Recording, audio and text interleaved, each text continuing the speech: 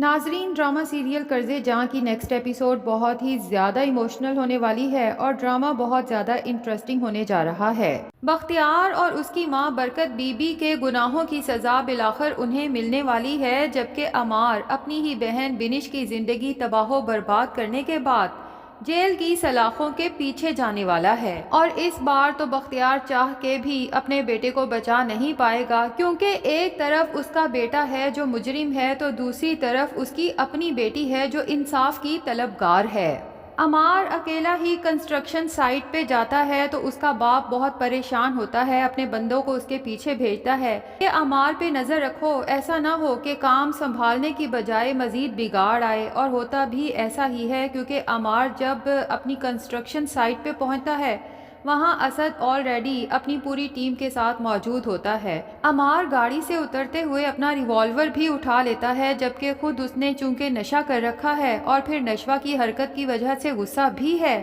اور پھر اپنے باپ کے تانے کہ دنیا بھر کے بیٹے اپنے باپ کے بزنس کو سنبھالتے آئے ہیں، ان کا بازو بنتے آئے ہیں، لیکن میں کیسا بد نصیب ہوں کہ تمہاری جیسی اولاد میری قسمت میں آئی جو نہ کبھی میرے کسی کام آ سکتی ہے اور نہ ہی میرے لیے فائدہ مند ثابت ہو سکتی ہے۔ تو آج عمار اپنے باپ کو اور ساری دنیا کو دکھا دینا چاہتا ہے کہ میں نہ تو نکما ہوں نہ ہی ناکارہ۔ اب اسد کے سامنے پہنچ کے کہتا ہے کہ تمہاری جرت کیسے ہوئی میرے باپ کے کنسٹرکشن سائٹ پہ آنے کی اور ہمارا کام رکوانے کی۔ عمار کے بولنے کے طریقے سے ہی اسد کو اندازہ ہو جاتا ہے کہ عمار اس وقت نشے کی حالت میں ہے، اس لیے بڑے تحمل سے عمار سے کہتا ہے کہ عمار، یہ وقت جوش سے نہیں بلکہ ہوش سے بات کرنے کا ہے، اور مجھے لگتا ہے کہ تم اس وقت مینٹلی اتنے اسٹیبل نہیں ہو کہ ہم اس ٹاپک پہ بات کر سکیں۔ بس جی، یہیں پر عمار کا غصہ مزید ٹریگر ہوتا ہے۔ آتش فشاں جو پہلے ہی اندر ابل رہا تھا پھٹ کے باہر آ جاتا ہے کہ پہلے میرا باپ، پھر نشوہ، اور اب یہ اسد بھی مجھے پاگل سمجھتا ہے۔ اپنا ریوالور نکالتا ہے، آؤ دیکھتا ہے نہ تاؤ، اور اسد کو شوٹ کر دیتا ہے۔ اسد تو وہیں زمین بوس ہو جاتا ہے، جبکہ بختیار کے بندے جو عمار کے پیچھے اسے کنٹرول کرنے آئے تھے، ان کے وہاں پہنچنے تک سچویشن بالکل ہی آؤٹ آف کنٹرول ہو چکی ہے، اور موقع پہ پولیس پہنچ کے عمار کو گرفتار بھی کر لیتی ہے۔ اتنے میں چونکہ بختیار بھی وہاں پہنچ چکا تھا، اب بختیار کو جب صورتحال کا پتہ چلتا ہے اس کا دماغ تو بالکل ہی کام کرنا بند ہو جاتا ہے۔ بختیار کی عادت ہے کہ جب بھی وہ شدید پریشان ہوتا ہے اپنی ماں کو ہی کال کرتا ہے، چھوٹے بچوں کی طرح۔ ابھی بھی اپنی ماں کو کال کر کے کہتا ہے کہ ماں جی، بہت برا ہو گیا، آپ حوصلہ رکھیں، میں آپ کو گھر آ کے بتاتا ہوں۔ اس کی ماں برکت بی بی کا تو کلیجہ منہ کو آتا ہے، کیونکہ آج سے پہلے بختیار کے لہجے میں اتنی پریشانی اس نے کبھی دیکھی ہی نہیں۔ بڑے سے بڑا مسئلہ ہو، بختیار کو پورا یقین ہوتا ہے کہ اس کی سورسز اتنی ہیں کہ اس مسئلے سے بڑے آرام سے نکل آئے گا۔ یقیناً اس بار کچھ بہت ہی برا ہوا ہے۔ اب ماں جی تو بے چینی سے بختیار کا انتظار کرتی ہیں، جبکہ بختیار گھر پہنچتا ہے تو ایک ٹوٹے اور ہارے انسان کی طرح زاروں قطار رونا شروع کر دیتا ہے، اور جب تک بختیار اور باقی گھر والوں کو پتہ چلتا ہے تو سمجھو برکت ولا پہ تو قیامت ٹوٹ پڑتی ہے۔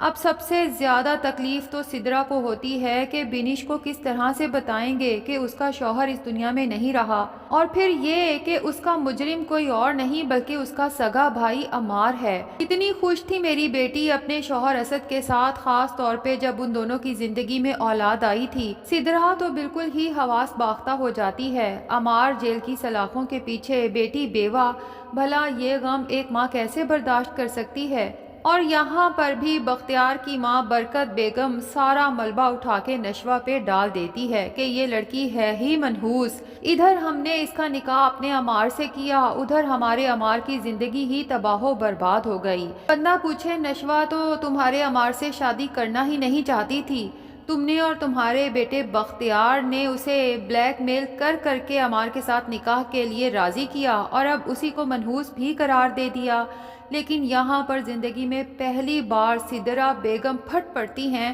اپنے شوہر اور اپنی ساس کو آئینہ دکھاتی ہیں کہ نشوہ منحوس نہیں ہے، نہ ہی بسمہ منحوس تھی، منحوس آپ ہیں اور آپ کا بیٹا ہے، آپ دونوں کی غلطی ہے جو آج میرے بچوں کی زندگی برباد ہوئی ہے۔ ساری زندگی اس بختیار نے میرے بیٹے کو نیچا دکھانے کی کوشش کی، کبھی اس کے ساتھ ایک باپ بن کے، ایک دوست بن کے بات نہیں کی، ہمیشہ اس کے گناہوں پہ پردہ ڈالا اور اس کے بعد اس کو مینٹلی اس قدر ٹارچر کیا کہ وہ پہلے سے بھی بڑا گناہ کرنے پہ مجبور ہو گیا۔ اور ماں جی، آپ دوسروں کو تو بہت اسلامی سبق دیتی ہیں، لیکن آپ کو پتہ بھی ہوتا تھا کہ عمار کیا کیا گناہ کر کے آ رہا ہے، لیکن آپ نے کبھی ایک مخلص دادی ہونے کا فرض ادا نہیں کیا۔ اس کے گناہوں کی پردہ پوشی کرنے کے بعد ایسے آنکھیں بند کر لیں جیسے آپ کو پتہ ہی نہ ہو کہ عمار سے کیا غلطی ہوئی ہے، بجائے اسے اپنے پاس بٹھاتی، بزرگوں کی طرح سمجھاتی۔ لیکن اب کیا فائدہ سدرا کے اس طرح سے رونے کا، چیخو پکار کرنے کا، کیونکہ تیر کمان سے نکل چکا ہے۔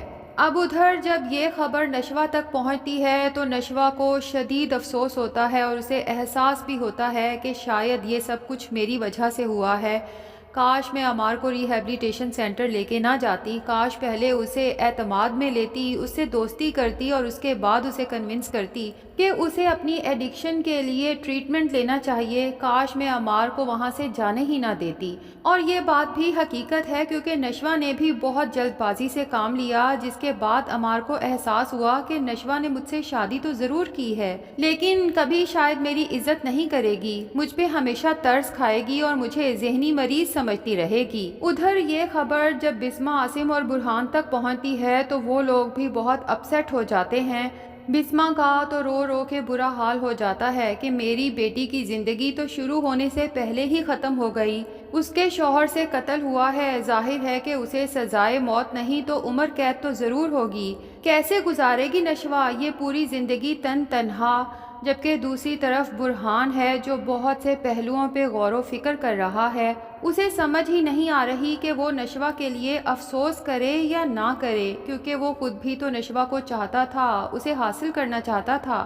لیکن وہ یہ کبھی نہیں چاہتا تھا کہ نشوہ کی زندگی اتنے بڑے امتحان سے گزرے۔ اور جب بینش تک یہ خبر پہنچتی ہے کہ اس کا پیارا شوہر اسد اب اس دنیا میں نہیں رہا، پہلے تو اسے اس بات پر یقین ہی نہیں آتا، لیکن جب اسد کی میت گھر لائی جاتی ہے تو بینش تو نیم پاگلوں والی حرکتیں کرتی ہے، رو رو کے سب کے سامنے کہتی ہے کہ یہ سب میرے باپ اور میری دادی کا کیا دھرا ہے۔ اب بینش کے گھر والے جب وہاں پہنچتے ہیں تو اپنے باپ کا گریبان پکڑ لیتی ہے کہ اب خوش ہیں آپ، ساری زندگی آپ بسمہ چاچی اور نشوہ کے ساتھ جو ظلم و ستم کرتے آئے، جو ناانصافی کرتے آئے، ان کی خاموش آہوں بد دعاؤں نے آپ کی اپنی بیٹی کی زندگی برباد کر دی۔ اور ادھر عمار کو پولیس اریسٹ کر کے لے جاتی ہے اور جب تک اس کا نشہ اترتا ہے تب جا کے اسے احساس ہوتا ہے کہ اس سے کتنا بڑا جرم سرزد ہو چکا ہے، جس کی بھرپائی ساری زندگی ممکن ہی نہیں، اپنی ہی بہن کی زندگی برباد کر گیا۔ تو ناظرین، اب یہاں پر بختیار نشوہ سے ہی کہے گا عمار کا کیس لڑنے کے لیے، لیکن ظاہر ہے کہ نشوہ کو عمار سے زیادہ اپنی کزن بینش سے محبت ہے، اس لیے وہ بختیار کو صاف کہہ دے گی کہ میں کسی مجرم کا ساتھ نہیں دے سکتی، چاہے وہ میرا اپنا شوہر ہی کیوں نہ ہو۔ تو ناظرین، اب یہاں پر برہان کچھ نہ کچھ تو ایسا ضرور کرے گا کہ جیل میں ہی عمار سے طلاق نامے پہ دستخط کروا لے تاکہ نشوہ کی زندگی برباد ہونے سے بچ جائے، اور بسمہ سے بھی کہے گا کہ آپ سے کس نے کہا کہ آپ کی بیٹی نشوہ کی زندگی شروع ہونے سے پہلے ہی ختم ہو گئی، نشوہ کی زندگی اب شروع ہوگی اور بہت ہی پیاری زندگی ہوگی۔ بہرحال بینش جیسی سویٹ لڑکی کے ساتھ اتنا بڑا ظلم نہیں ہونا چاہیے تھا۔ تو ناظرین، آپ میں سے کس کس کو بینش کے لیے برا محسوس ہو رہا ہے کمنٹ سیکشن میں ضرور بتائیں۔ ویڈیو پسند آئی ہے تو لائک اور چینل کو سبسکرائب بھی ضرور کر دیں۔